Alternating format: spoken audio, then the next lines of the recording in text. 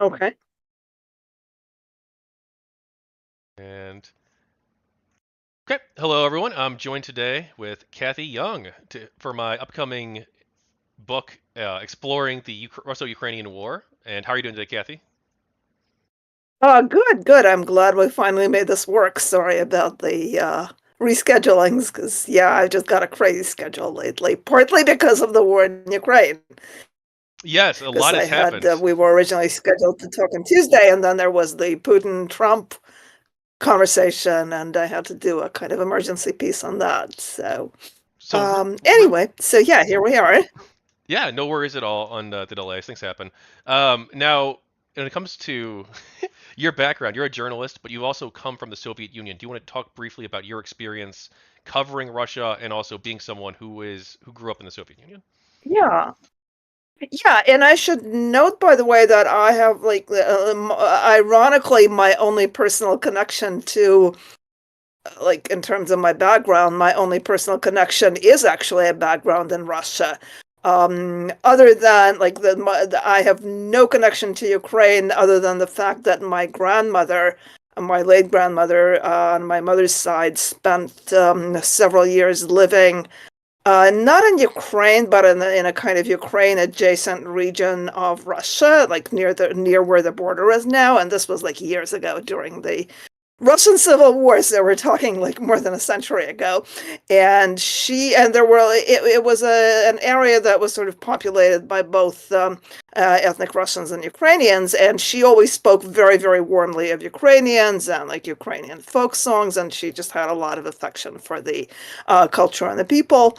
And yeah, so that's as much of a connection as I personally have to Ukraine. But I lived in the Soviet Union until I was 16, and I'm sort of aging myself here.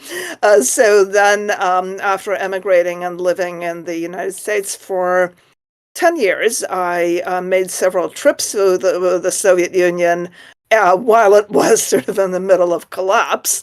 And I was actually flying out of Moscow and back to the United States on the day that this was in December 1991, when Russia, Ukraine, and Belarus signed the agreement to essentially dissolve the USSR.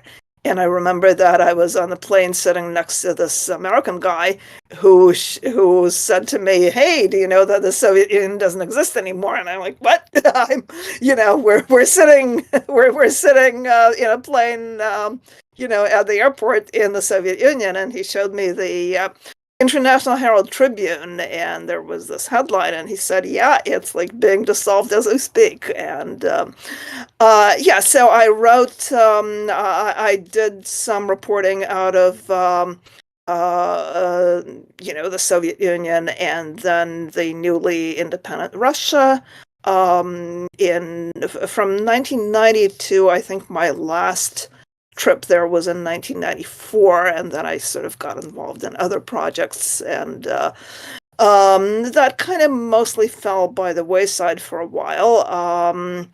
And I still continued. I mean, I did some writing about the later on in the 2000s about the rise of the Putin regime. And it's interesting that I recently went back to look at my writings from that time, like from 2001. And I'm like, wow, like I didn't realize that things were already getting that bad, like at that point, because it was fairly early.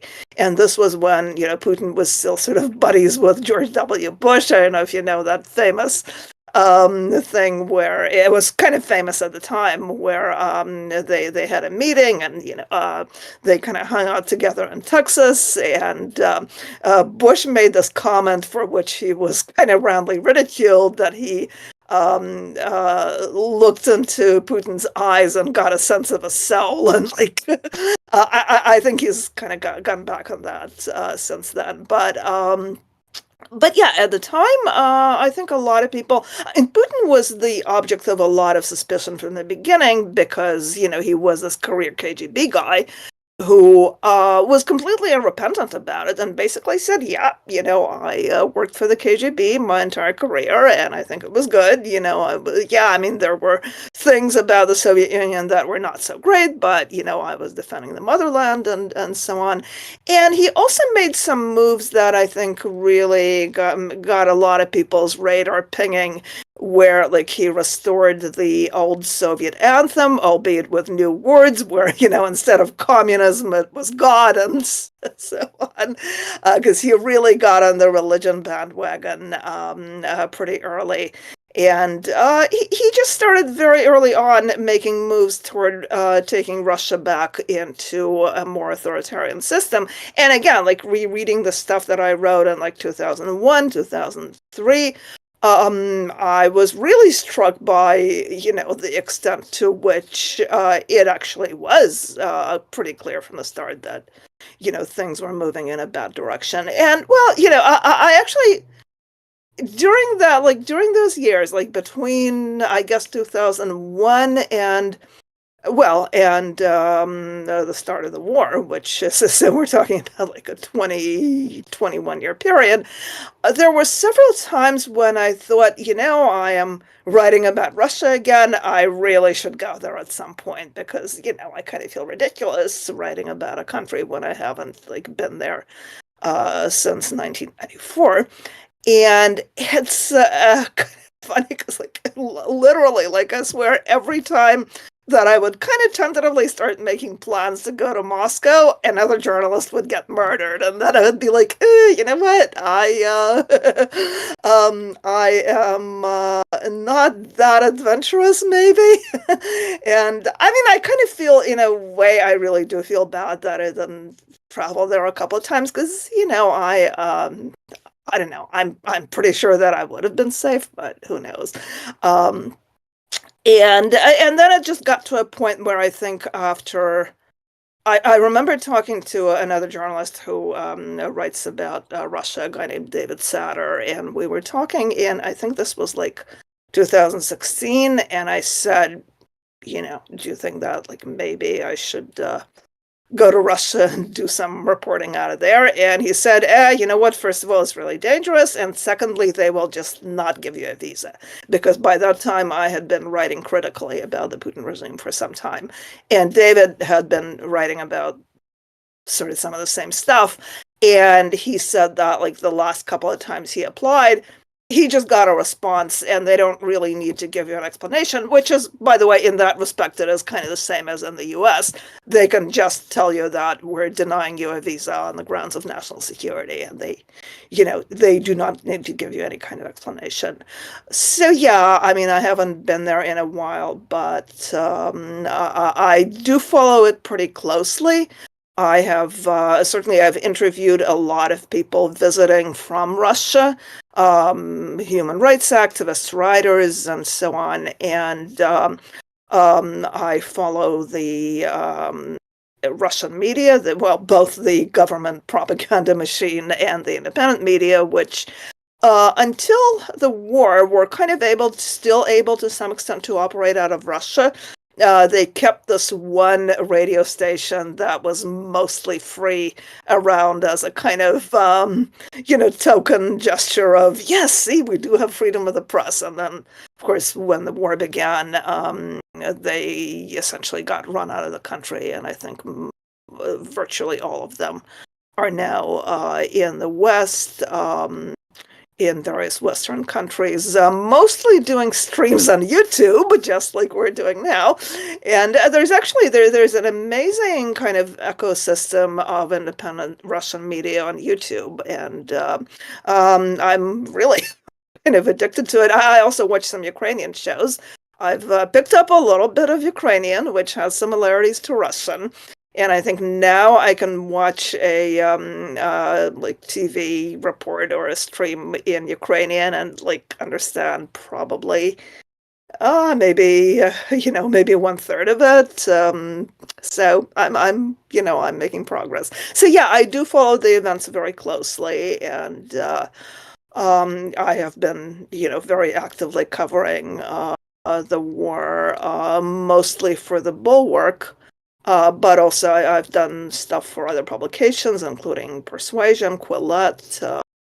Um, I write a column for Newsday, which gives me like 600 words, so it's really not a whole lot of space to say something meaningful, but I do try. So yeah, it's been sort of a major. I've been writing about other things too, but it has been a major topic.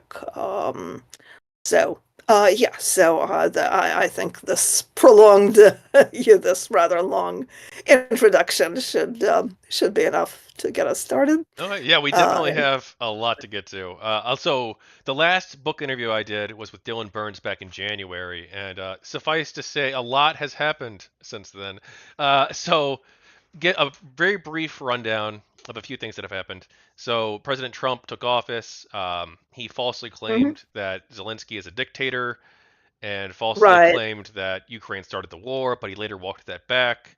He then Yeah, and he also paused, claimed that Zelensky has an approval rating of 4%, which which is is not true, also, funny yeah. because at the time it was like 57%, and I think now, I mean, if Trump keeps attacking him, he'll probably get to like 90% approval rating in Ukraine because, I think a lot of people,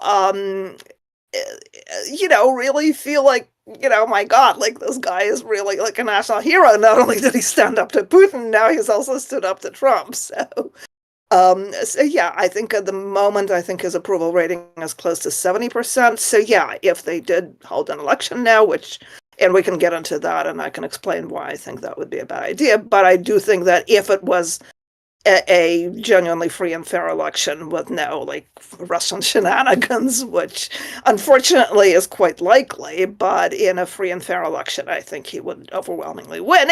And like if he didn't win, and that's kind of the irony of this push for an election, whoever won would probably be like more of a hardliner than Zelensky because really like Ukraine is not in a pro-Russian mood right now, and that's we can talk about that. That's kind of another irony of the war because one of Putin's complaints is that Ukraine, like the new Ukrainian government has been sort of sidelining Russian language and culture too much, and there is a large Russian speaking community. And the thing is, I mean, I would actually, like in a normal environment, I would agree with some of that. I think that some of the laws that they have passed, are like restricting the ability to publish print media in Russian, I think are really too restrictive. And by the way, if they do join the European Union, they're going to have to lose that because it does kind of run counter to both freedom of the press laws and like protections for minority language rights in the EU. But the thing is, like, the more Putin wages war on Ukraine, and I think, by the way, it's important to mention that he has been sort of waging war on Ukraine since 2014. It's just that until like February 2022, it was kind of a covert war. And then it became overt. It became a kind of full scale war. Um, So I do want to and, ask. like, again, like, the more Russia, um, tries to bully and aggress against Ukraine, the more Ukraine, like, pushes back by limiting, among other things, the availability of Russian language materials because partly because Russia has been inundating Ukraine with like anti-Ukraine propaganda in Russian. So like Russian really does come to be seen as the language of propaganda. So it's kind of like if that is Putin's goal, it's incredibly self-defeating. But of course, that is not his So, goal. So so in addition to the weird statements, there was also a meeting with J.D. Vance and Trump and Zelensky that didn't go so great. yeah, I called for Trump's impeachment after this, actually, publicly. But wow, yeah, basically suffice to say, he took a very hostile tone with Ukraine, and they sabotaged the minerals deal, kicked Zelensky out of the yeah, White House, and then after that, he paused American support yeah, for Ukraine, including intelligence sharing, which, yeah. That was yeah, just and yeah. that then he has since changed his mind on that again. and he's brought it back, but after Ukraine agreed Yeah. to his ceasefire plan, but then Putin Yeah. rejected the ceasefire. Um, Yeah. so what are your thoughts on this ceasefire proposal, first of all? Well, first of all, I think it's kind of instructive to remember that during the campaign, Putin talked about just referred to Trump as Putin. Okay, that was a Freudian slip, I swear. I'll probably do it again at some point. Like, I do kind of tend to mix them up at this point, but it's not intentional. I promise. So yeah, so during the campaign, Trump actually talked about, and I think some of his advisors who dealt with the Russia-Ukraine issue, basically said, look, like his plan is going to be that he's going to pressure both Russia and Ukraine to agree to a peace deal, and then like he's gonna like punish whichever side resists a peace deal. Like if Ukraine says no, and if Ukraine proves difficult in negotiating peace, he's gonna possibly like cut off weapons supplies or at least limit them and impose some kind of retaliation.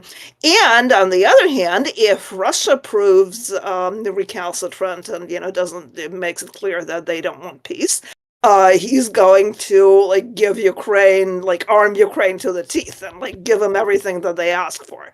And well, so far, Ukraine basically said yes.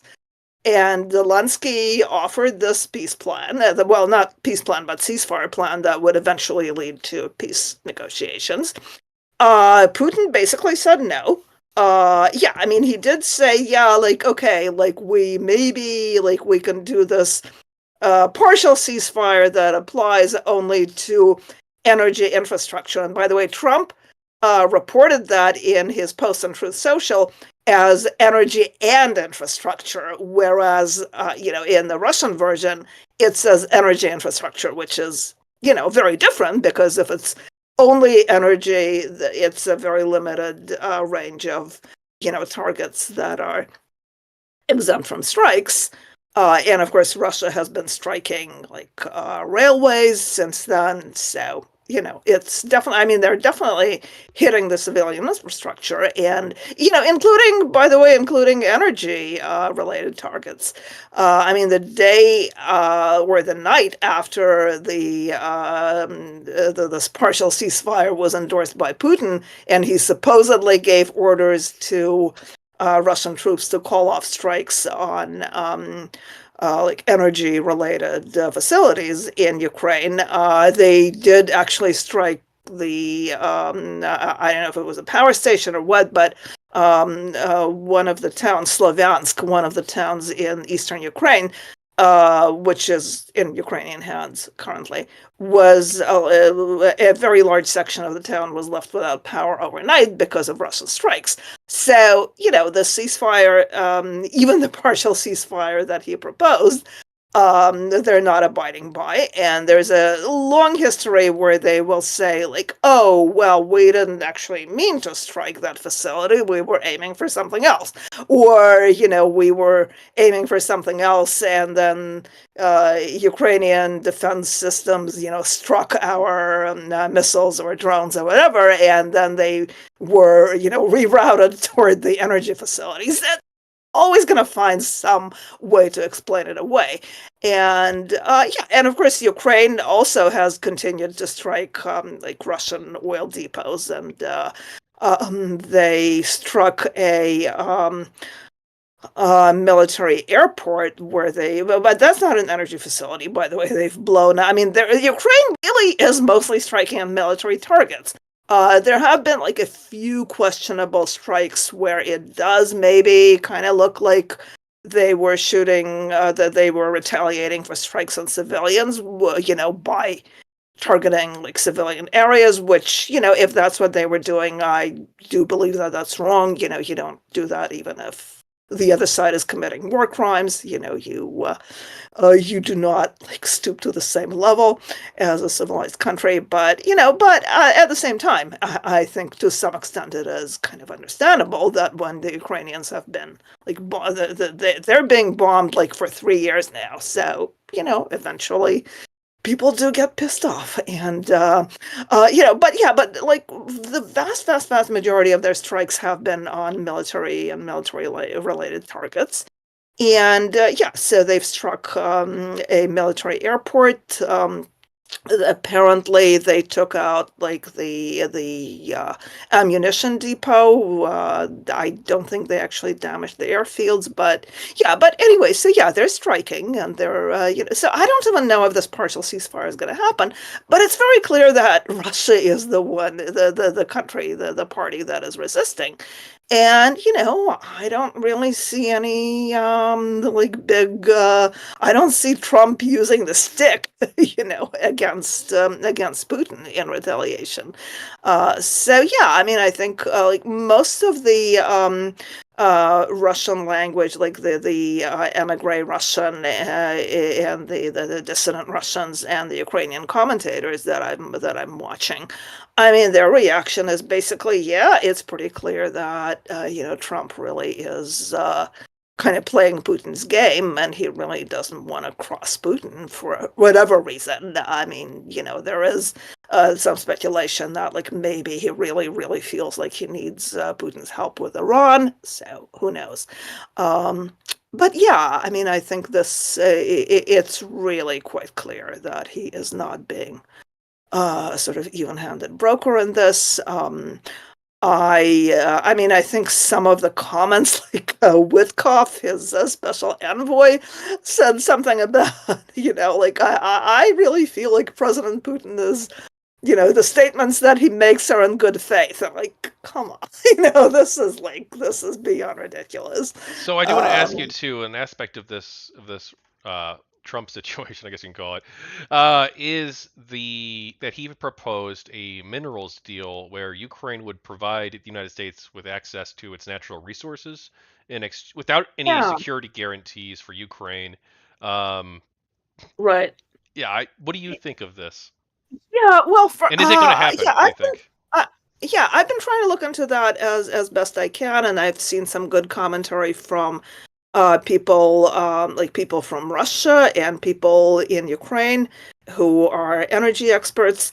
Um, my sense, and I think Forbes has also reported this, by the way, is that this deal is actually very speculative because right now no one even knows if there are enough rare minerals in Ukraine to actually make this deal workable, or at least to make it profitable. Um, I mean, potentially, maybe, but the idea that this is going to be like a huge financial interest for the US or for Trump, and therefore it's going to be a kind of guarantor of Ukrainian security, really just doesn't hold up because, I mean, we don't even know, like, the deal depends in very large part on kind of bringing in American companies to do all this exploration for rare minerals in eastern Ukraine. We're talking about what is right now a war zone.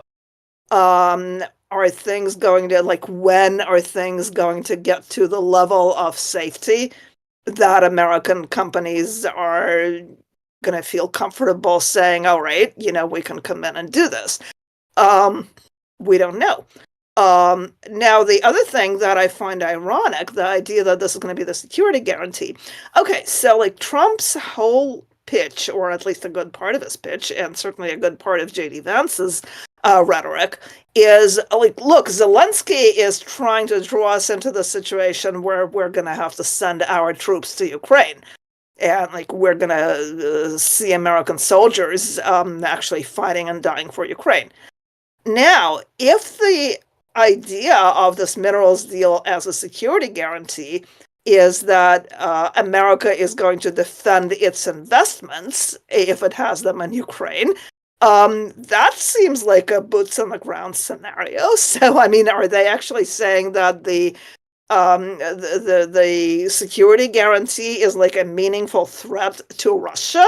That like if you go in there, you're going to be attacking American facilities, and we're going to send in troops, or we're going to have like troops guarding those facilities. So it just seems to me that if part of the argument that is that our support for Ukraine is like pushing us or pulling us, too close to a war in which American lives are actually at stake. And, again, there are like American boots on the ground. This idea of the minerals deal as a security guarantee is actually like that scenario. So that just really seems crazy.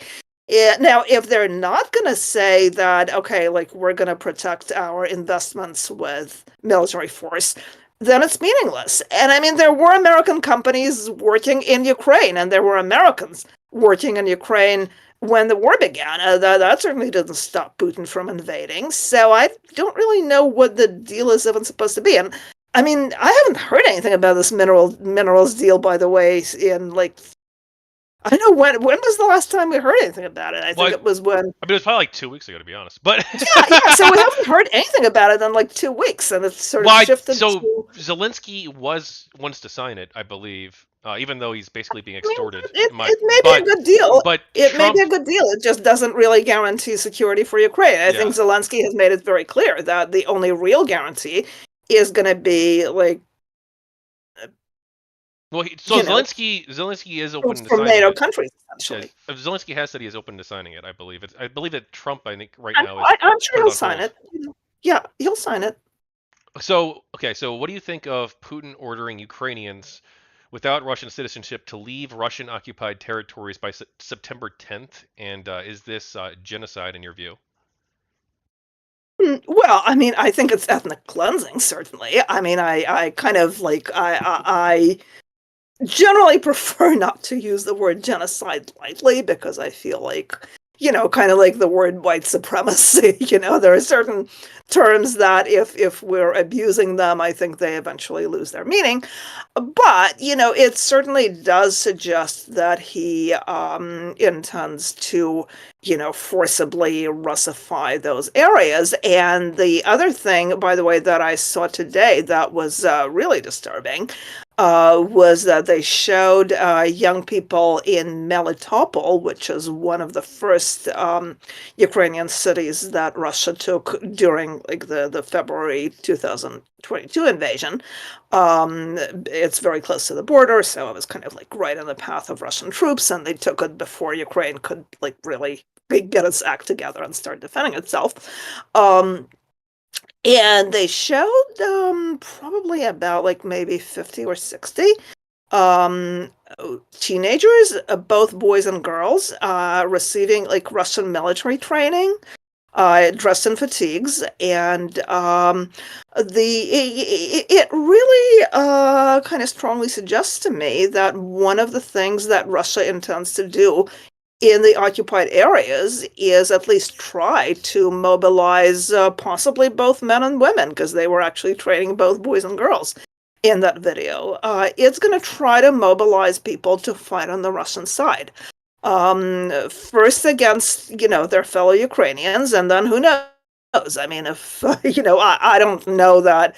I mean, I'm sure that a lot of this talk about, oh, we're going to drive our tanks over Berlin again. That's bullshit. Obviously, like, if you've spent like a month trying to take some Ukrainian village, you're not going to roll into Berlin. So that's pretty clear. But I think that does Russia have expansionist intentions of rebuilding the Soviet Empire or the old Russian Empire? Yeah, I think it does. I think that's pretty clear. And it is, I think, pretty clear that they will at least try, again, like to mobilize young people from the occupied areas of Ukraine to fight in these expansionist wars. And the first mobilization that they did, by the way, even like before they started mobilizing people in Russia, they mobilized like pretty much the entire young male population. Well, we're not even so young, like non-elderly male population in the occupied territories that have been like under Russian control since 2014, like in the Donbass. So I think we may very well see the same pattern, and that is actually something else to remember, that they are not just telling people to get Russian passports. They're also saying that you're going to be subject to our laws, and you can be mobilized to fight our wars, and so on. So Yeah, I think this is definitely proof of expansionist intent, if nothing else. So, Uh, so one thing that Russia's been accused of during the war is kidnapping Ukrainian children and right. Russifying them. Is what's the evidence on that? Is that true? And then also, well, I'll I think ask you there's another a lot question of later. evidence. Yeah, there's a lot of evidence that it's true. Um, I mean, it's a little complicated because, like, the total numbers on, um, Russian, children from Ukraine who have ended up in Russia. Not all of those cases may be kidnapping because, honestly, there are a lot of mixed Russian Ukrainian families that live in Ukraine. There are a lot of people who may not be like pro-Russia, but they're just really not very political. It's conceivable that some of the parents, like those who have, like, if let's say we're talking about, let's say, a Russian woman who's married to a Ukrainian guy and living in Ukraine, but still has relatives in Russia, I could sort of see how, like, she and her husband maybe, would say, like, okay, we want to get our kids out of harm's way. We're in the middle of a war, so we're going to send our children to, Aunt Natasha in Moscow, and, they're going to be better taken care of there. So I think some of those cases may actually be voluntary, and, I wouldn't because the total numbers, and again, it's sort of the fog of war, and it's really difficult to know like what the total numbers on anything are.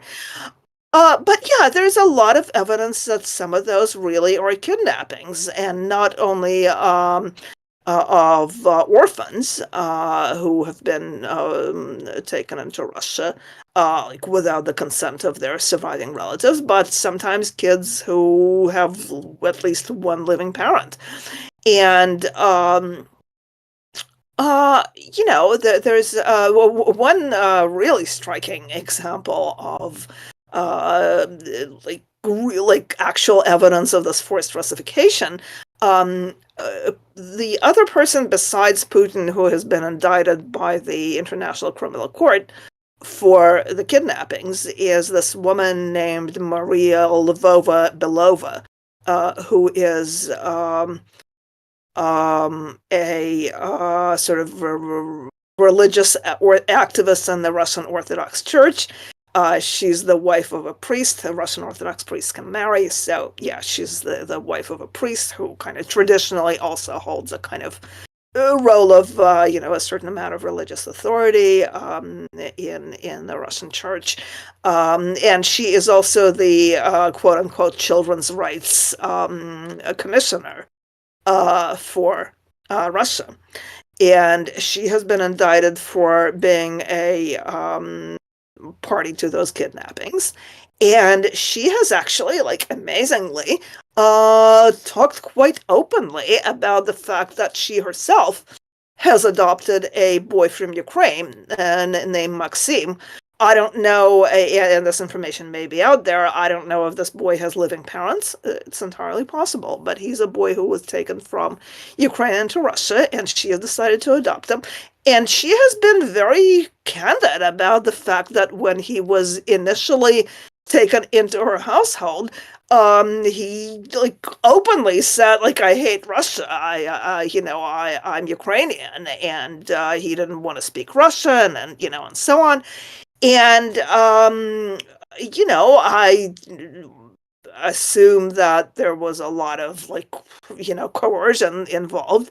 And she gave like, I think she first talked about him like maybe a year and a half ago. So she gave an interview the other day where she was like saying, yeah, Maxine is really thriving now, and he calls me mother, and and now says that yes, Russia is his country. So, like, this is like actual evidence of certainly what I think we would consider forced Russification.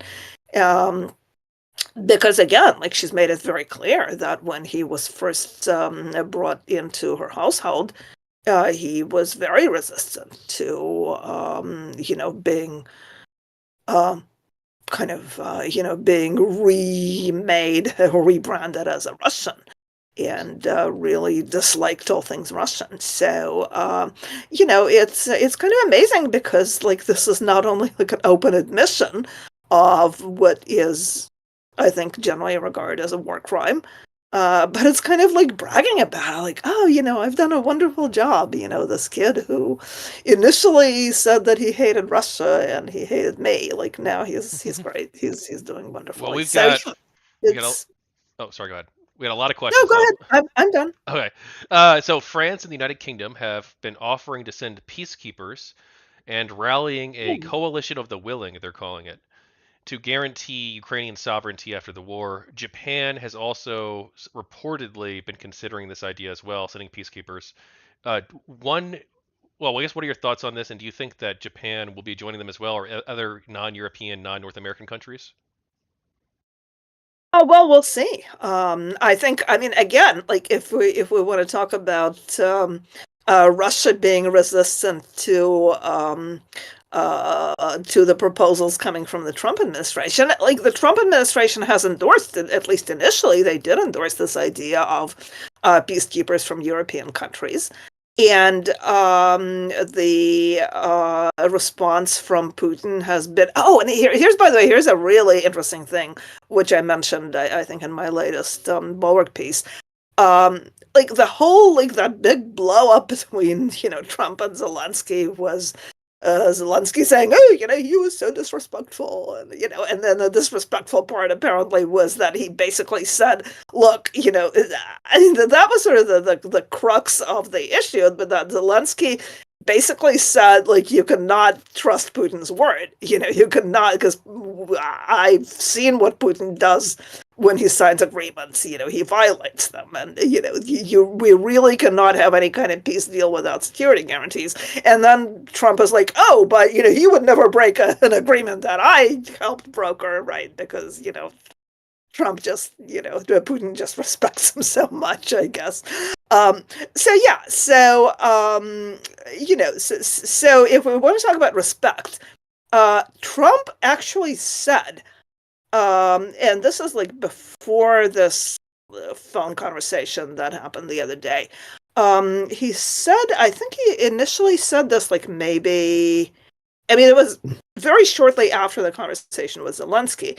Um, I think there was some sort of like phone interaction that maybe didn't involve Trump and Putin, like in person, but I think it may have been like when, oh yeah, I think it was when Putin spoke to Witkoff.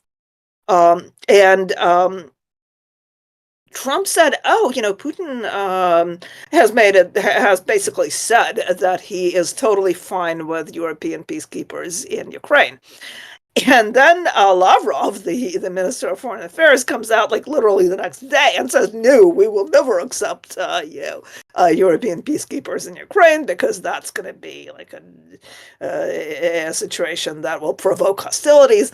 And then since then, I think the Kremlin has said several times, including like after this conversation between Trump and Putin, that they are completely opposed to peacekeepers from NATO countries in Ukraine. They've sort of dangled the possibility that, like, maybe, other countries, like, I don't know, like possibly Brazil or something like that, would be okay. And, so clearly they are really not like open to this arrangement. So yeah, again, I'm sort of wondering like if the issue is disrespect.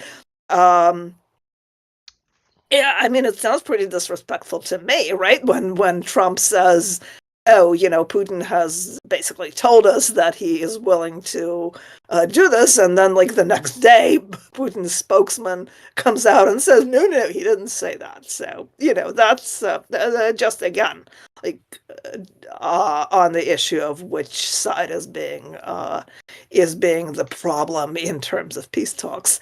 So yeah, I think it would be a good idea. I think it would be probably an effective deterrent to a new invasion. But again, here's the thing: it would be an effective deterrent to a new invasion if Russia knows that those peacekeepers, who, I mean, there may be like, what, 20, 30,000 of them, uh, there has to be like it has to be made clear that they are going to be backed by uh the combined collective forces of NATO. Without that, it just doesn't work because then if Russia just runs over those peacekeepers and um, moves into Ukraine again, like we're back to square one, basically. Yeah, so I think it can be a meaningful guarantee. The other possibility, which is kind of interesting, I don't know if you saw this, Giorgia Meloni, the Prime Minister of Italy, who's an interesting figure. Like she's a right-wing populist who's sort of in the somewhat Trumpy mode, and Trump likes her. I think they've kind of gotten along well, but she's also emerged since the start of the war as incredibly pro-Ukraine. Like she's very, very forcefully pro-Ukraine, and she has said she doesn't want to send Italian troops to Ukraine as part of the peacekeeping force. But on the other hand, she proposed that, without admitting Ukraine to NATO, Ukraine could still get coverage as a special case, could get the protection of the Article 5 of the NATO Charter, which means that if Ukraine is attacked, NATO countries have to come to its defense. So that's another interesting idea that has been put forth, and I haven't really heard Trump or anyone from the Trump administration comment on that. I mean, obviously it has to be completely unacceptable to the Russians because, again, I mean, it doesn't really take a genius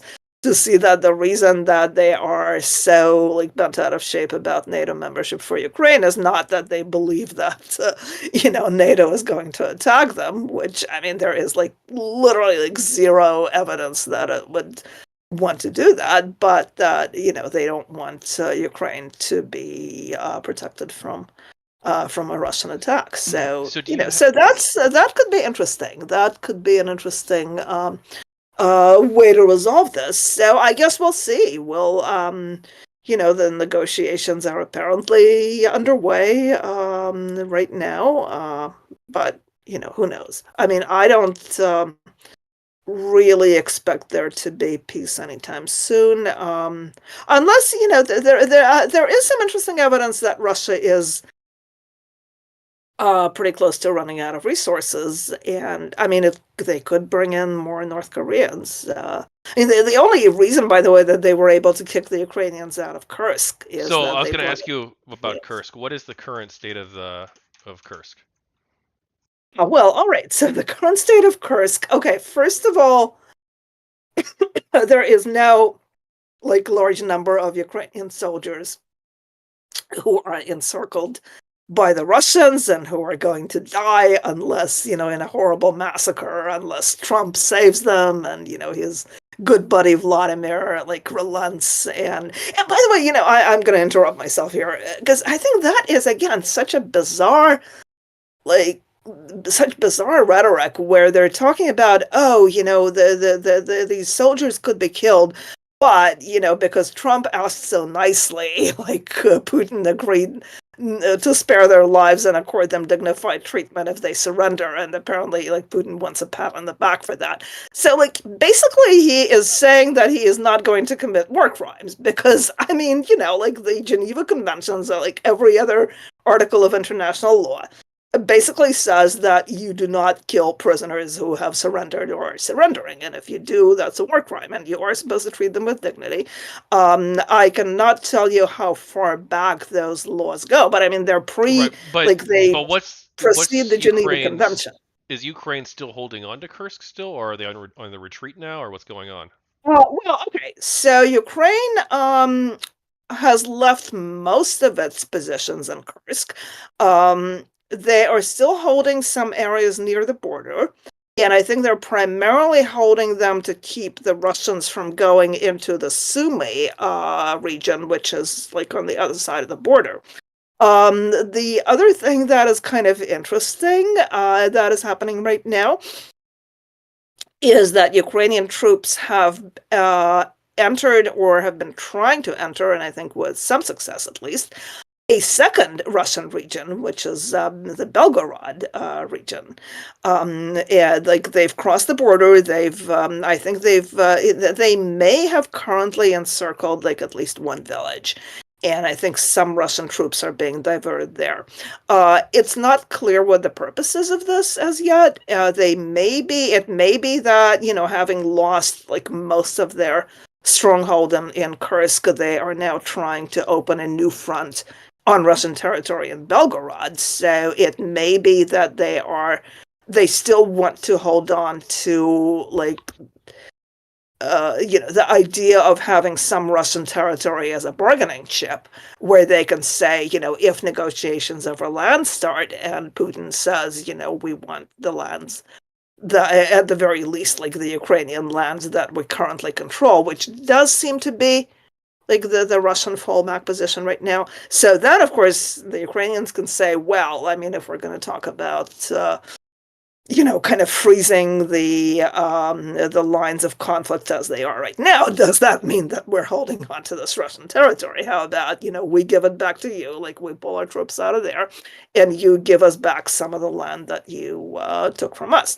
So I think that may be the Ukrainian gambit here, and I think they may still be continuing it.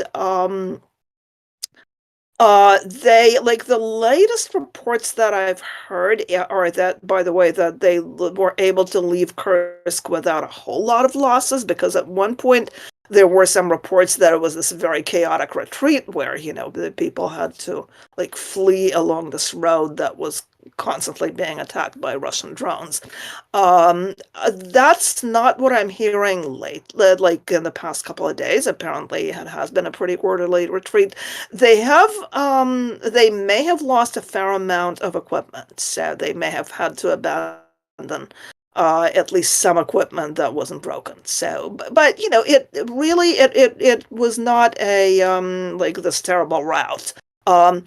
Basically, the other thing that I've been really interested in and that I've been trying to figure out is to what extent the Ukrainian defeat or retreat from Kursk was the result of Trump withholding intelligence from Ukraine, because some people have said that like this happened because they got cut off from American intelligence, and because of that they couldn't target their strikes. The latest analysis that I've seen says that that is not the case, that actually they started getting like pushed back even before the intelligence sharing was cut off, and that basically it was partly the result of actually Ukrainian mistakes in terms of like logistics and occupying ground where they could be easily cut off from their supply lines. But the other thing was that, yeah, like the Russians brought in the North Koreans, and I think that really proved decisive. Also, the Russians have been suffering really horrible losses in Kursk. Like I've seen, I mean, they're again, this is sort of their MO. Like when they advance primarily by being willing to sacrifice a really like horrifying number of lives. That's going on in Ukraine per se. It's also going on in Kursk. The reports that I've seen, and this is, by the way, a lot of this comes from Russian military bloggers who are very pro-war, but some of them are willing, despite some persecution, actually, to report on the war accurately in terms of like, hey, like this war is being conducted in a really bad way on our side, and like a lot of our people are getting needlessly killed. And, this is not the way things should be. So a lot of that, again, like comes from pro-Russian bloggers who are saying that, and a lot of this also comes, by the way, from videos recorded by Russian soldiers, some of which are like really, really painful to watch, because, even though like my sympathy for Russian soldiers in this war are kind of limited because, they are the invaders, and they are certainly legitimate targets, but at the same time, like on a strictly human level, you certainly don't want to see like people die, a lot of whom were either mobilized or signed up for this, not really quite knowing what they were getting into. And now, by the way, under the Russian mobilization laws, they are not allowed to leave. Like if you've signed a contract, even if it's expired, you can't go back. Like you're stuck in the army So for this. I want to But ask. yeah, but they're saying things like, we're losing like the platoons that are going into like the that are going into like the offensives. Um, they're losing like 80-90% of their men. So it's really horrible, and the losses are really huge. And that's how they were able to apparently recapture most of the Kursk, the Ukrainian held territory in Kursk. That and the North Koreans, who are also being essentially used as cannon fodder. So Thank you. Now I do have about 10 questions left, maybe a little bit less than that. Do you have a hard out in 10 minutes, or are you I want to go think a bit longer? I can hang out a little longer than we planned, because I Okay. know we were planning to go until 7:30, but yeah, I can stay longer, Oh, like I if just it's an want. extra. Yeah, I'll try to answer as quickly as I can, because I know I'm No, you're kind fine. of like, yeah, because All right. there's a lot to say, There is. and It's important. It's and important to yeah. document, and I want to make sure that anything that is important is definitely ending up in the book. All right. So yeah, go ahead. So the next I want to ask you about is the state of the Donbass. Where are we at there with the conflict? Oh, well, the state of Donbass. So, I would hate to be wrong because I don't remember the exact figures. I think um Russia currently controls maybe 60% of the Donetsk region, and maybe like the only like of the four provinces were regions that they've annexed. The only one where they really control like almost all of it is the Luhansk region or province, which is also in the Donbass. So what's happening there is, I mean, there's these are this is a territory that is incredibly ravaged by the war. Like much of it, a good portion of it has been under Russian control, de facto Russian control since 2014, when these so-called insurgents, who some of them are locals, they were led from the beginning by Russian agents. So this has been a kind of war-torn region for 11 years now. It's in a really, really bad condition in terms of like the economy. There really isn't much left of the industry. So, it's really difficult to say to what extent the people there sympathize with Russia. I think some of them, like some reports that I've heard basically say that the only locals who are left are like old people who they don't have any place to go. Although apparently there was a number of young men that they were able to mobilize, so there definitely are still people living there. Um, the thing that is kind of ironic is that while I mean, I totally get like the fact that Ukraine doesn't want to concede those lands, but there's also an argument to be made, which I've heard, that if Russia keeps that land, uh, it may not really be much of a boon to Russia, because it's going to be like an economic sinkhole, because those territories are completely devastated by the war, and the Russians are basically going to sink a huge amount of money into rebuilding it, probably trying to make it a showcase or something. Um, so yeah, that's the current state in the Donbass. Um, again, I don't know if there's going to be a peace deal. I don't know, what Russia is going to like get to keep of the territory that it currently occupies.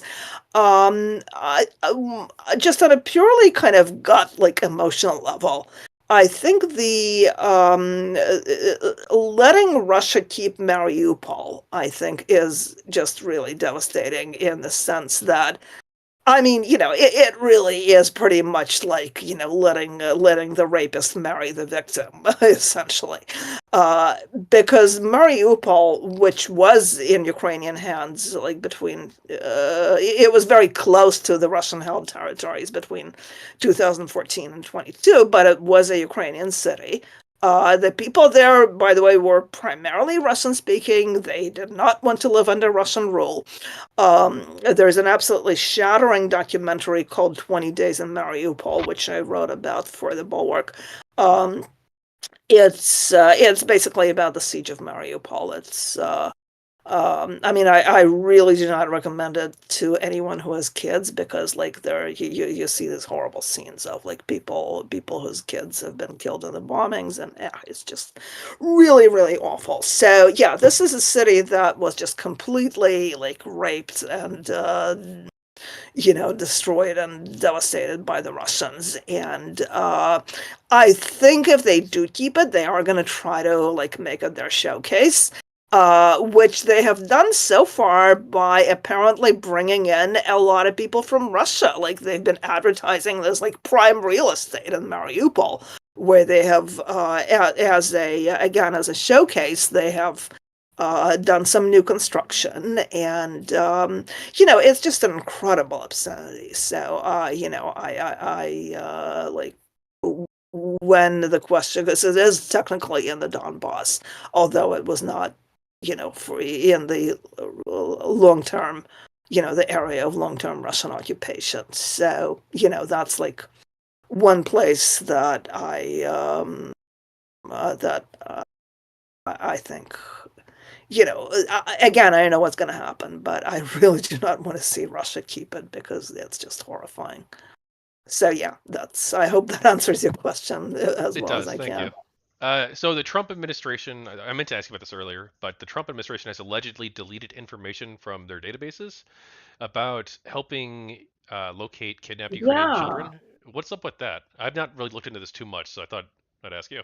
Right. Okay. So, well, first of all, they have like removed themselves from the project to track down those kidnapped children. There have been reports that the data that has been collected so far on the US side has also been deleted. Now, a State Department spokeswoman has said that it has not been deleted. Um, so, I don't really honestly put a whole lot of stock in anything that the Trump administration says about this. So, I think we should watch and see what happens. I think that certainly if that data exists, I think it has to be turned over to whoever is still working on the project. So if it hasn't been deleted, then the next logical question should be like, okay, turn it over. If you're not going to do this, then, maybe like other people will. So we'll see. I mean, if it did get deleted, that's really, really horrifying. What do you think about how the media has covered the war?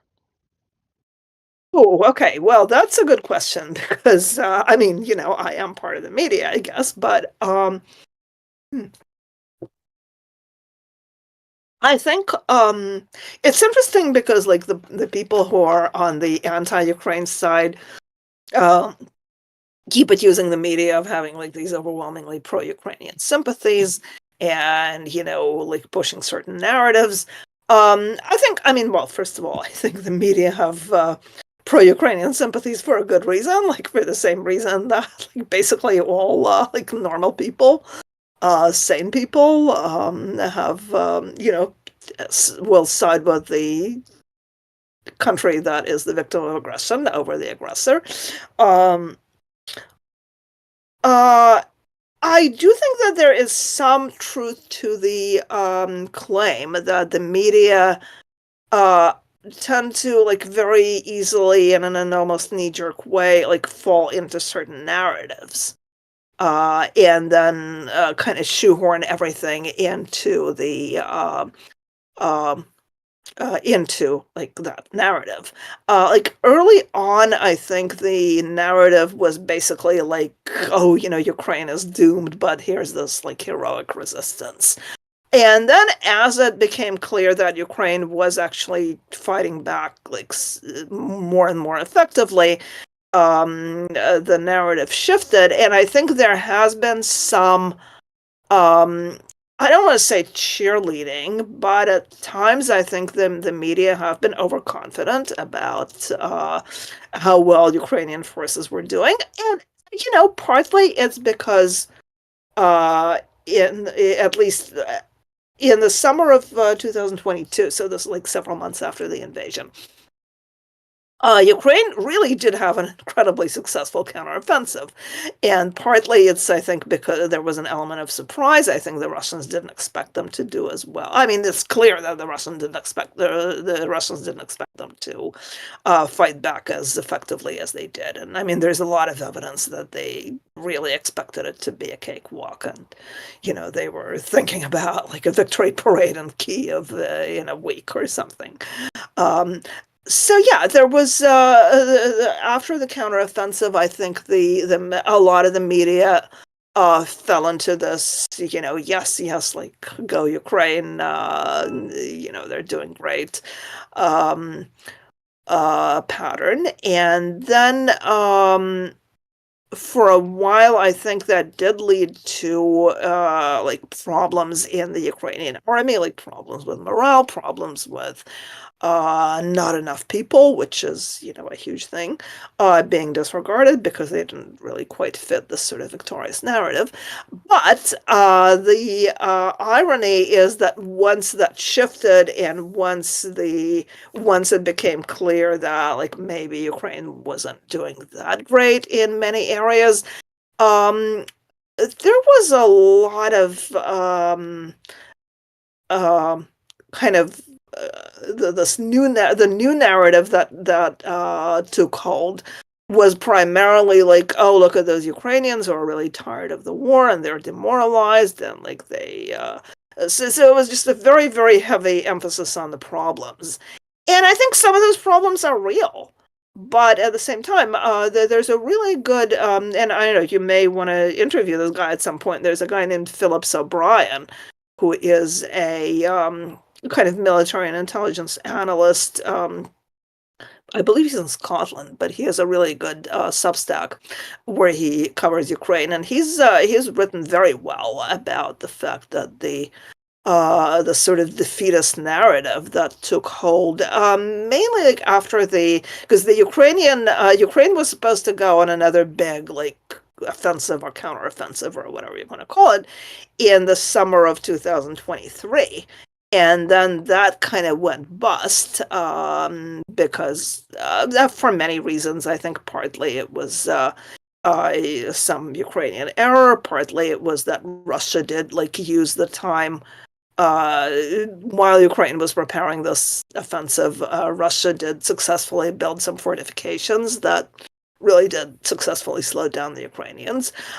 So once that failed, and then especially when the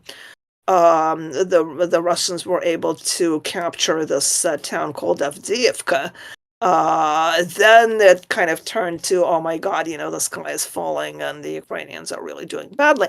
And by the way, I do want to sort of interject here, and this is not directly relevant to your question, but by the way, like, I don't know to what extent the Ukrainian, like, failure in the Kursk region can be blamed on Trump's cutoff of the aid and intelligence sharing, but I can definitely tell you that the Ukrainian failures in like late 2023 and early 24, including the loss of Avdiivka, were definitely related to the interruption in arms shipments that basically happened because the Republicans at Trump's instigation were blocking aid because they were blocking this aid bill because they didn't want Trump wanted this to be an issue to capitalize on in the election, and he didn't want Biden to have a win on this. And I think that really did hurt the Ukrainians.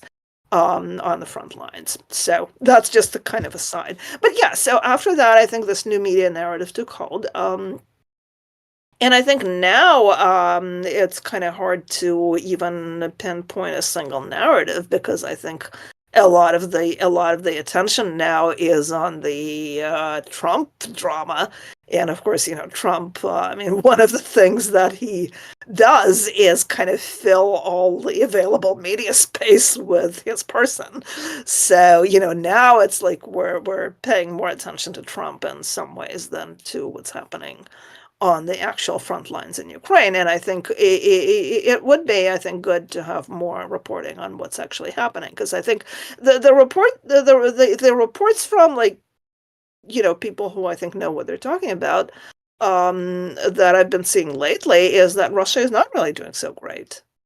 Russia is really struggling. I mean, they're losing a lot of people. Putin doesn't want to do another round of mobilization because he knows that it's going to cause some discontent at home. They're getting kind of pummeled by Ukrainian drones, and I think a lot of ordinary Russians are starting to realize that like they've gotten to the find out part of fuck around, and so that's been happening recently, and I think the Russian advance in Ukraine has really slowed down. Places that they were planning to capture by the start of 2025, they're still in Ukrainian hands. Um, and I think I would like to see more media coverage of that because I think this perception that a lot of people have that Russia is winning and Russian victory is inevitable. I don't think that's accurate at all. I also think that we should be seeing more about the state of the Russian economy, which I think these various sanctions and so on are finally catching up with, unless Trump bails them out. Um, so yeah, I think the media sometimes have done a very good job. I think sometimes they do get stuck in their narratives, and sometimes they don't look at the big picture as well as they should. So, All right, we got a handful here left. But okay, I go on. want to. I'm also interviewing you and interviewed you for my GamerGate book. So I want to ask: Oh, has your experience having lived through and covering GamerGate taught you anything about covering the war? oh my goodness. That's a really interesting question. I did not see that coming. Okay. Yeah, well, I mean, I think that there's the common experience, I guess, of um, pushing back on narratives that may not have a basis in fact and being resistant to groupthink. But I mean, I don't know if that is necessarily related solely to my Gamergate experience. Um, but I mean, I'd like to think that in both cases I'm sort of trying to zero in on what's fair and accurate, and trying to look for truth in the smoke and mirrors and the fog of propaganda. But I wouldn't really necessarily compare the two because, again, with Ukraine, there is. I mean, unfortunately, this is not a war that is being fought online. This is a war that is being fought by real people who are dying and who are suffering, and whose lives are really being devastated. So in that sense, it kind of makes you put all the culture war stuff in perspective because culture wars can be hell, but when you get to a real war, you really get reminded very powerfully of the difference. So Okay, and now I'm a political live streamer, or I was. I guess I still am. Um, so I want to yeah. ask you about how some of the other streamers out there have been doing. So I want to name a few names here, and if you know them, I'd like to hear what you think about Okay, how they've covered the most of war. the streamers I watch are, as I said, they're either Russian or Ukrainian. Uh, So I can tell well, you a lot about those, but I get a feeling that you're not going to be talking about those people. So. probably not. I did check, and you have tweeted about some of these people, so you may be like at least Yeah, vaguely familiar with them. there's a guy named Michael Naki who's really good. I think he's like one of the best people doing coverage on this. He's actually somebody who was I think born in America, which is why he did like Michael Naki is really not a very Russian name. I think he was actually born in the US, and then I think his father was American, and then I mean I know that he spent like virtually all of his life in Russia, but he is a US citizen, and he does really, really good reporting.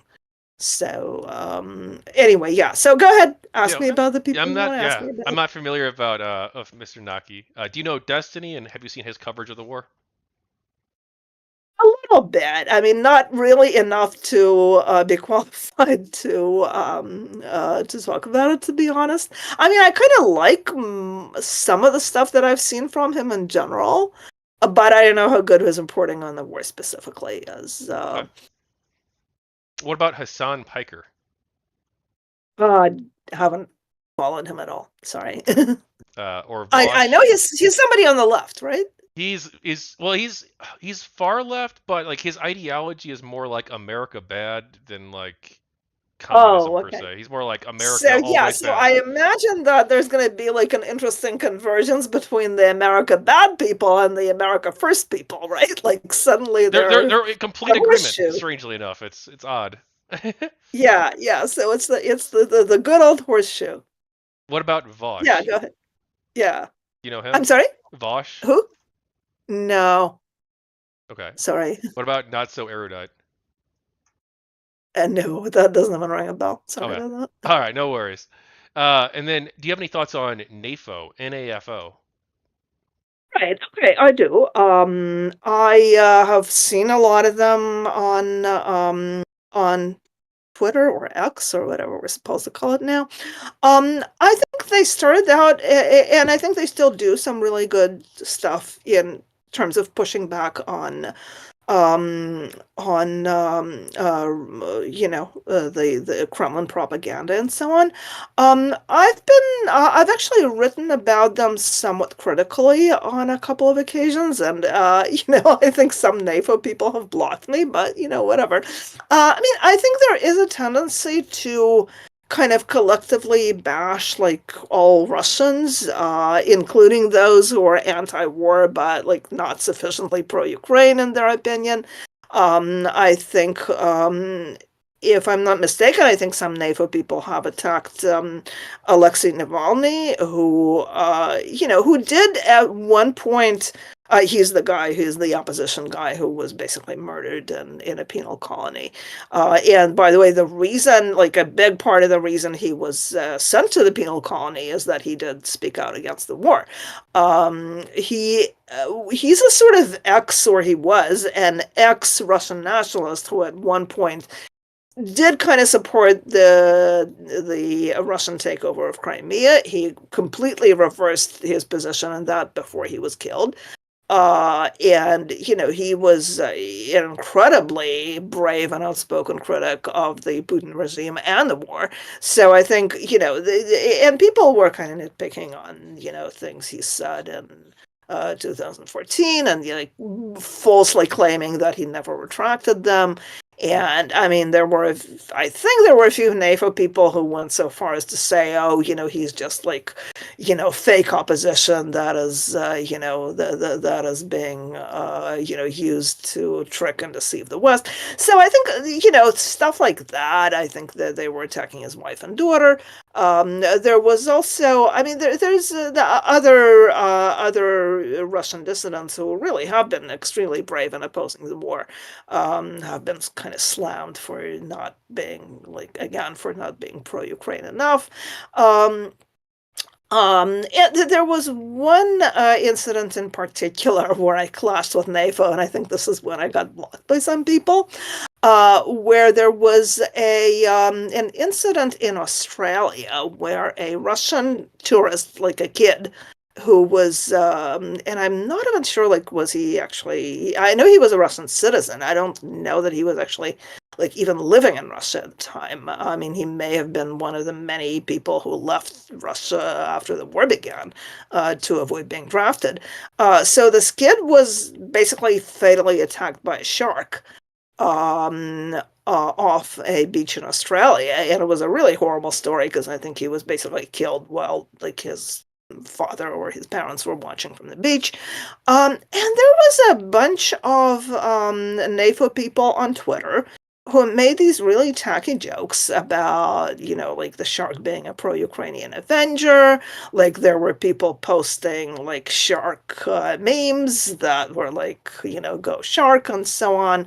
There were people. I think there was some sort of a, like NAFO summit that had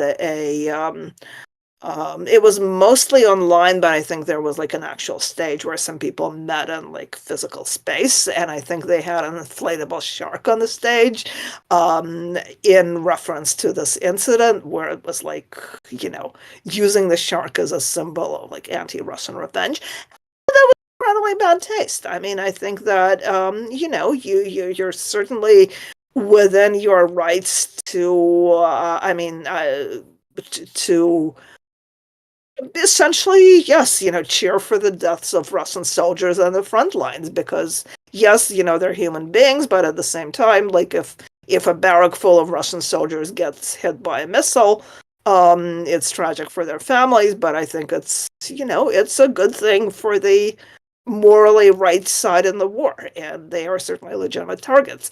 Cheering for the death of a Russian kid who gets eaten by a shark is just really pointlessly ghoulish, and I think there is a certain subset of NAFO, and I don't want to say that, all NAFO people are like that, but there is a certain subset of NAFO that really is, I would kind of say, racist toward Russians. There is this, like all Russians are like slaves and, Orcs. orcs, right. Yeah, again, like when that phrase is used with regard to the invading army, yeah, I can see that. I think it's a good metaphor. When it's used for Russians in general, I think that we do have to, as the pro-Ukrainian side, we do have to maintain a kind of moral high ground, and I think there was a Russian exiled Russian writer Viktor Shenderovich, whom I have quoted a few times, who basically said, like when he was asked about this, he said, "Look, like if a Ukrainian who has just like lost his or her home or family in a Russian bombing is just, raging and screaming, I want every fucking Russian to die. I totally understand that. On the other hand, like if you're sitting behind a computer as somebody living in the West and, not really personally affected by what's going on, and um, you're being a keyboard warrior who's like taking pot shots at, a Russian tourist or a Russian traveler who gets eaten by a shark, or you're posting about how, all Russians are bastards and, Navalny was actually a front for the KGB. Yeah, that's bad. I mean, I think that's bad. And I think, I've, so yeah, I wrote at least one article where I think I was pretty harsh on some of the NAFO people, and I got blocked by some of them. And I think I basically at one point I just kind of got mad and said, like, look, if you have a problem with my, being anti-shark, just unfollow me, whatever. And I think some of them did block me, but yeah, I mean, I think that since then, I think I've refollowed some of the NAVO people. I think a lot.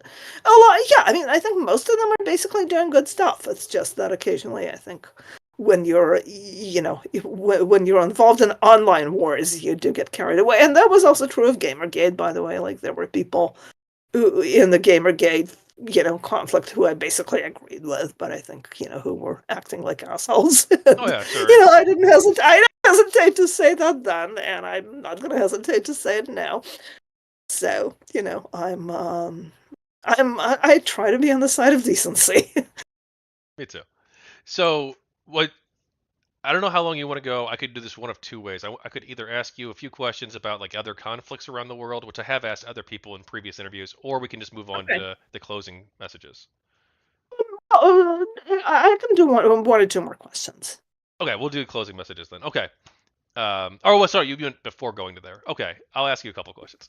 So, Serbia protests. Any thoughts on the recent protests in 2025 in Serbia for democracy Oh, or yeah, I think anti-corruption? it's good. Yeah, I think it's like anything that challenges a um, pro-Russian regime, I think is great. And I think, we're also seeing protests in Hungary, so I'm actually really optimistic that some of these kind of authoritarian-ish, like, Putin-light regimes may actually get voted out in 2025. Fingers crossed. Okay. So, Light yeah. question here. Any thoughts on the Israel-Palestine conflict? I knew you were going to ask that. Yeah. Okay. So first of all, I have to say, cards on the table. I have some relatives in Israel. I've been there 3 times. So I do have some personal. Um, I uh, I don't follow that conflict closely enough, honestly, to have a like informed opinion on a lot of things because I mean there's really only so much that I can follow. I think that I mean it's fundamentally because I've seen arguments along the lines of like if you sympathize with the Ukrainians, how can you not sympathize with the Palestinians? And my answer to that is I mean, certainly I sympathize with civilians who were killed on any side. But, I think that if the war in Ukraine had started with a bunch of Ukrainians like invading Russia and, killing, kidnapping, and like torturing a bunch of people on like video stream, I think the attitude toward this war, like toward Russia striking back, including my attitude, I think would have been quite different. So I think it's in discussing the current events in the Middle East, I think we certainly cannot forget, October 7th. Was there some, and of course, there are people who will say that, well, you also have to talk about the prehistory of, well, I'm not going to go back to like 1948. I mean, it's an enormously complicated and painful situation. I think that's very true.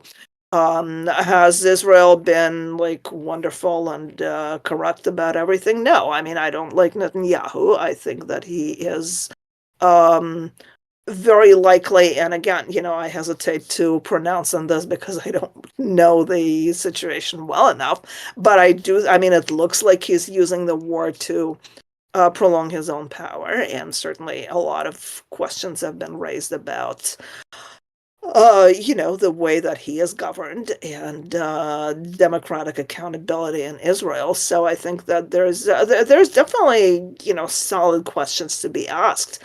I think that there are a lot of I mean, I have seen, first of all, like, there is absolutely horrible, genocidal rhetoric from Hamas, and there has been for some time. I mean, there's no question about that. There's a lot of evidence of like little kids being trained with textbooks and videos that are basically like, yay, kill a Jew. That's great, at the same time, I have seen some really troubling rhetoric, I think, from some people on the pro-Israel side that basically says, yeah, like, oh, everyone living in Gaza is, guilty or Well, responsible. that's the official American position, right? That we should remove everyone in Gaza, or it was until recently. Yeah, I don't know. I don't even know what the official American I don't. position is No one anymore. does. I No mean, one I think does. Trump always wants to do like a real estate deal. No, I mean, I think that his position was not so much that all the people in Gaza are guilty. It's more like, hey, we're gonna get you to a wonderful new place, and it's gonna be like the best deal ever. Well, Like it's they gonna did be. talk So about yeah, removing the Palestinians at first, and then they said no, they can yeah. stay. So They I think it's clarified it, and then like I don't know where we're at right now with it. Who knows? yeah. I don't know where we are with that. Yeah, I really don't like. I mean, if you want to say that, because I think some people were kind of interpreting Trump's statements as, let's give the Palestinians an option of leaving Gaza. And there is an argument to be made for that. I saw some reports, I don't know if they're confirmed yet, that Egypt has apparently shown a willingness to take in like 500,000 people, at least for the duration of the war. I think that would be good. The question of will they be allowed to return is, certainly a very salient one. I mean, when you have the Trump administration, or when you have Trump, reposting stuff like that, horrible AI video with, like Gaza as a, what, like Riviera of the let's see, what's the East. word, with a golden statue of Trump. I mean, yeah, that's pretty bad. That's pretty bad. So And I mean, I honestly really do think I was not a great fan of Joe Biden, but it's like anything that can be made worse. Trump is going to make it worse. That's my position, really, pretty much. And I mean, I may even like agree with some specific things that he's doing, but he just manages to do them in a way that like the worst possible way that they can be done, like like the rollback of DEI. I think that there really were a lot of abuses associated with DEI, and I think some of the forms of DEI definitely did need um, to be phased out or at least reformed in a major way. sure. But I'm sort of concerned that Trump is going to like make everyone a great fan of DEI just because now they're doing things like, they're taking down a page about Jackie Robinson and, I don't think Colin it's coming. Powell from the Defense Department website. Yeah, So it's crazy. And I don't think the woke so, stuff's yeah, coming I back. mean, I think, I think it's done. in terms of, yeah, yeah. But who knows? So We'll in see. Who terms knows? of the, Maybe in 4 years we'll have like dark woke, right? It'll who oh knows? God, yeah, But yeah. I do want to So ask yeah, in you. terms of the war in Israel, I think that I think it's absolutely a human tragedy. I think that I really wish that different people were in charge at the moment, but we've got what we've got, and I think that unfortunately, like some of the really like again, like I think that going after Hamas is absolutely appropriate. I think that um there's really just no way that they can be allowed to remain a factor in local politics without you know without causing things to like descend into chaos. But I mean, I think that there is some troubling rhetoric from some of the people in Netanyahu's cabinet. I mean, I think it's a well-known fact that he, got even before this, he got people into his cabinet who are basically like, whom even some very strong supporters of Israel have called like, Judeo-fascists because they do support ethnic cleansing. So I think that I think it would have been good to see a better class of leadership for this. So that's going to be my comment on the subject. Thank you. Now, And I guess with that we can start wrapping up, right? okay, we can. Yeah, I was gonna ask about Syria next, but I couldn't. I gotta Sorry, my squeeze God, people well, as much out of people as I can. But I, all I right, can give you like my one line. Well, it's not gonna be one line. Who am I kidding? But yeah, I think in terms of Syria, I think, I mean, clearly, there's no doubt in my mind that Assad was a bad guy. Um, in terms of like, I think right now, some of the people who were in favor of like Assad staying in power, the kind of the Tulsi Gabbard people, I think some of them have an incentive to try to make the new government look as bad as possible. So I think they're going to push these narratives that this is basically like an ISIS government that is going to, murder everyone else who doesn't follow their ideology. Um, yeah, I mean the guy, I mean Al-Jilani really does have a background in some very, very bad, like radical Islamist stuff. I think he's done some things that show that he's not going to govern as like, an Islamist radical, so far at least. In terms of like the violence, I think first of all it was kind of falsely spun as violence against Christians. It was primarily against Alawites, who are an Islamic sect, and who were like very deeply implicated in the Bashar al-Assad regime. And as far as I know, I mean, the violence did start out as clashes between pro-Assad militias and government troops. Now, were there civilians that were killed by the government or by pro-government people? Yeah, I mean, it looks like it. I mean, do these conflicts in the Middle East tend to descend into like really horrifying tribal and religious violence? Yeah, I mean, certainly. Um, Now, the I Al don't. Jilani, the new government, I think, has promised to investigate the alleged abuses by Yes, the and security that was going to forces. be my next statement. Yeah. Yeah. Okay. So I think we'll see how they will handle the investigation.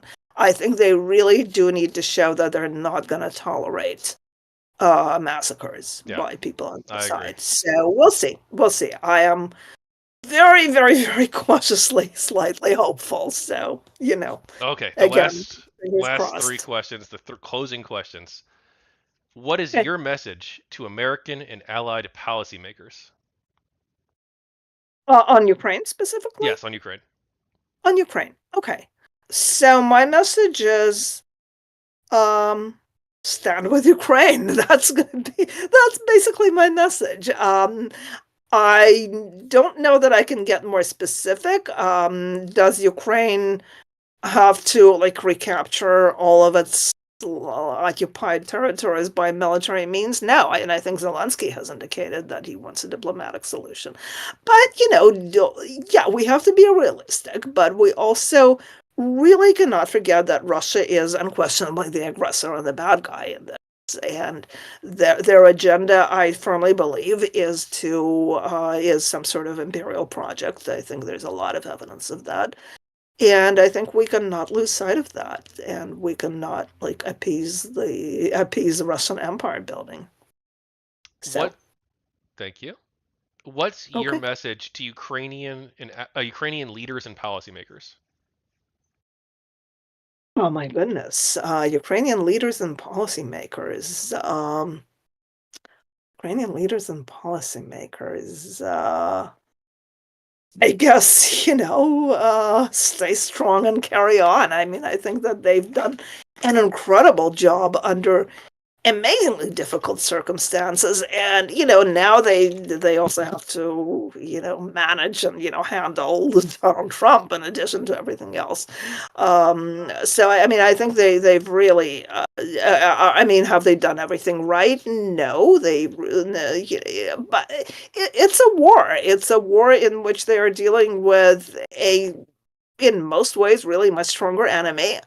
And I think they've done an amazing job. I think they've done an amazing job, among other things, learning to arm themselves. And like the drone building projects have been just really astonishing. So yeah, I mean, just, keep on trucking, so to speak. What's your uh, message? yeah, go ahead. What's your message to the United Nations? Oh, to the United Nations. Oh gosh. That's a really hard one because I didn't anticipate that. But try to be less useless.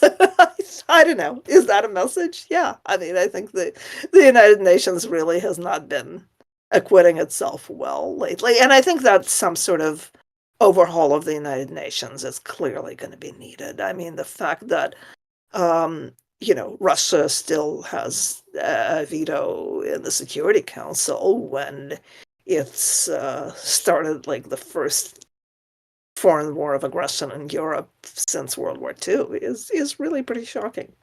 But here we are. So yeah, I mean, I think in terms of the UN, I think the message is you're going to have to do some serious reform to be an effective, um, uh, you know, organization upholding the international order.